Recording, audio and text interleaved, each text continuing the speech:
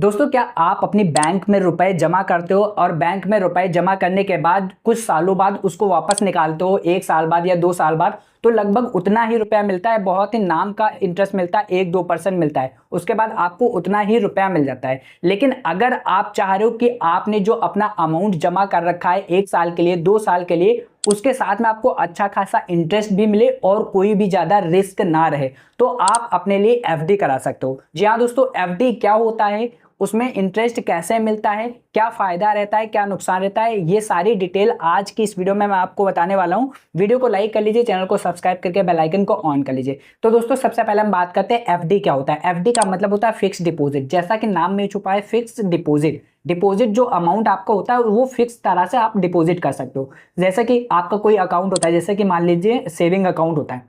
अब saving account में आप क्या करते हो, आपके बजट के अकॉर्डिंग जब भी आपका मन करे, 1 महीने में, 2 महीने में, 1 साल में, 6 महीने में, 5 महीने में, जब आपका मन करता है आप जाकर अपना अमाउंट जमा कर देते हो। उस अमाउंट के बदले आपको कुछ 1-2% का इंटरेस्ट मिलता है और शायद नहीं भी मिलता है, बट जितना आपका अमाउंट होता है वो तो मिलता है। लेकिन यहाँ पर फिक्स डिपॉजिट का मतलब क्या है, जैसे कि आपका इन फ्यूचर कोई काम है, सपोज दैट आपको 1 महीने बाद, 5 महीने बाद, 6 महीने बाद, 1 साल बाद कोई सामान लेना है। अब कोई सामान लेने के पास आपके पास जो भी अमाउंट है, तो उस अमाउंट में जो आपको अवधि है, उस अवधि में अगर वो अमाउंट रखा रहता है तो खर्च भी हो जाता है, या फिर आपने अगर बैंक में लगा दिया तो बैंक में अगर कोई काम पड़ता है तो आप वापस निकाल भी सकते हो। लेकिन यहाँ पर आपको क्या करना है, आपने सपोज दैट 1 लाख रुपए आपने डायरेक्ट अपने बैंक में एफडी करा दी। एफडी मतलब फिक्स डिपॉजिट करा दिया 1 साल के लिए।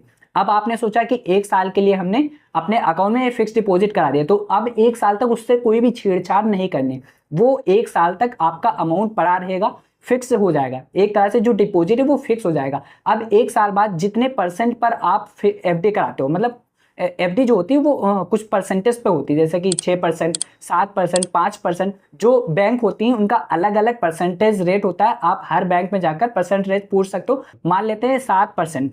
7% पर आपने 1 साल के लिए एफडी करा ली, तो 1 लाख रुपए जब 1 साल बाद निकालोगे तो आपका 1,07,000 रुपए वापस मिल जाएगा। अब इसमें अगर ये होता है, जैसे कि 1 साल के लिए आपने फिक्स डिपॉजिट कर दिया, तो आपकी रिस्क नहीं रहती। जैसे बहुत से लोग शेयर मार्केट में लगाते हैं, स्टॉक्स में लगाते हैं, तो यहाँ पर आपका रिस्क रहता है कि अगर मार्केट अप डाउन होती है तो आपका नुकसान भी हो सकता है, अगर अप होती है तो फायदा होता है। तो यहाँ पर कोई भी अप डाउन का आपको रिस्क नहीं रहता है। आपने बिल्कुल फिक्स करा दिया 7% पर, तो बैंक में आप नुकसान होता है, फायदा होता है, उससे आपको नहीं मतलब। बैंक ने अगर बोला है कि 1 साल बाद आपको 7% पर आपको अमाउंट मिल जाएगा, तो वो मिलना ही है, कैसे भी आपको मिले। तो 1 साल बाद आपको 1,07,000 का अमाउंट मिल जाएगा। अब इसके बाद जो अमाउंट आ रहा है उसके ऊपर भी आप एफडी करा सकते हो, वो आपके ऊपर डिपेंड है। 1 साल के बाद आपका अमाउंट रिटर्न हो जाता है, कोई भी आपका रिस्क नहीं रहता, आराम से आप अमाउंट जमा कर सकते हो। लेकिन यहाँ पर मेरा मानना है, जैसे कि आप सेविंग्स कराते हो, तो सेविंग्स की जगह आप एफडी करा लो, वो ज्यादा बेटर रहता है। इसमें ये डबल फायदा रहता है कि अगर आप सीनियर सिटीजन हो तो आपका जो इंटरेस्ट रेट है वो काफी ज्यादा बढ़ जाता है। सीनियर सिटीजन के लिए